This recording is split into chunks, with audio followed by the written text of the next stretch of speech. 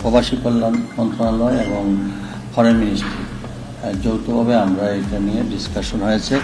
Details ইনফরমেশনটা আমাদের যে ডিসকাশনের পুরো রেজাল্টটা আমাদের মাননীয় পররাষ্ট্রমন্ত্রী মহোদয় অফিস থেকে সেটা বা উনি সেটা আমাদের যৌথভাবে আপনাদেরকে ডেলিভারি করবেন।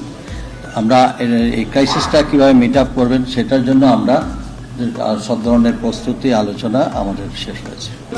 এটা ফরেন মিনিস্ট্রির মাধ্যমে যোগাযোগ হয়েছে, আমরাও যোগাযোগ করেছি প্রবাসী কল্যাণ মন্ত্রণালয় থেকে। আমরা প্রতিনিয়তই আমরা রাষ্ট্রদূতদের সঙ্গে যোগাযোগ হচ্ছে, এটা কন্টিনিউয়াস। এটাকে আমাদের নিয়ন্ত্রণে আছে নাকি আপনারাই তো ভালো, আমাদের তো আমরা তো সেখানে আমাদের যে মিনিস্ট্রি আমাদের যে এম্বাসিগুলো আছে তারা সেখানে প্রতিনিয়ত যোগাযোগ রাখছে এবং আপনারা তো এই কলেই দেখতেছেন, আপনার মিডিয়ার মাধ্যমে এই পর্যন্ত 2 জন আমাদের বাংলাদেশি 7 জন আহত হয়েছে।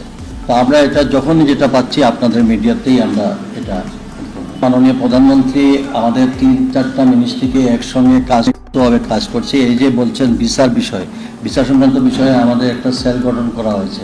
তথ্য ইনফরমেশন পাওয়ার পরপর যাদের ভিসার মেয়াদ শেষ হয়ে যাচ্ছে বা 1 দিন বা 2 দিন ছিল আছে, পরবর্তীতে তাদের এই ব্যবস্থা নেওয়ার জন্য আমাদের পক্ষ থেকে সব ধরনের সংশ্লিষ্ট এমবেসির সঙ্গে যোগাযোগ করে প্রয়োজনীয় ব্যবস্থা নেওয়া হবে। আশা করি এটা করতে পারবে। তো এটা সমস্ত সিচুয়েশনটা বলবে, এটা খালি শুধু বাংলাদেশের ব্যাপারে না, এটা তো আসলে তখন ভারত, পাকিস্তান, এশিয়ার, তখন আমরা আমাদের তখন সিচুয়েশনে আমরা যা করার সেটা উভয়টাই আমরা একইভাবে করি।